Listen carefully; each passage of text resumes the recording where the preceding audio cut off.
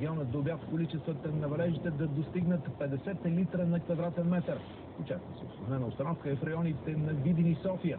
До сряда като цяло силните снеговалежи, снегонавявания и ниските температури ще продължат. Това ще бъде предпоставка за заледяване на пътни участъци в Западна България, а и на територията на цялата страна.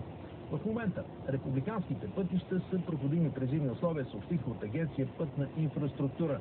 В София през изминалата нощ фирмите, ангажирани с снегопочистването, са обработили с смеси против заледяване и са избутвали снежна маса от улиците, по които се движи масовия транспорт.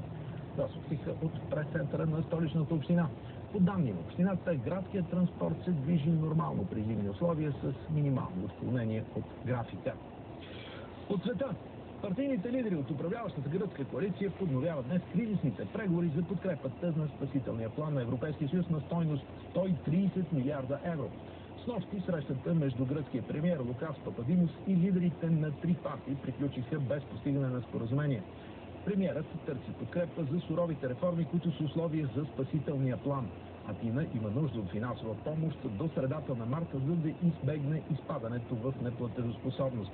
Междувременно германският и френският лидер ще проведат разговори в Париж. Германският канцлер Ангела Меркел и френският президент Никола Саркози, които работят отблизо за разрешаване на дълговата криза в еврозоната, ще вземат участие в съвместна френско-германска сесия на кабинетите им в френската столица. Американският президент заяви, че заслужава да бъде преизбран на поста. Барак Обама посочи в телевизионно интервю, че американската икономика бележи ръст по отношение на заетостта и се възстановява, което е в силен отрасъл с увеличената безработица, която завари на поста си през 2009. Обама посочи, че по последни данни над 240 000 нови работни места са били създадени през януари, което е намалило безработицата до 8,3 на 100.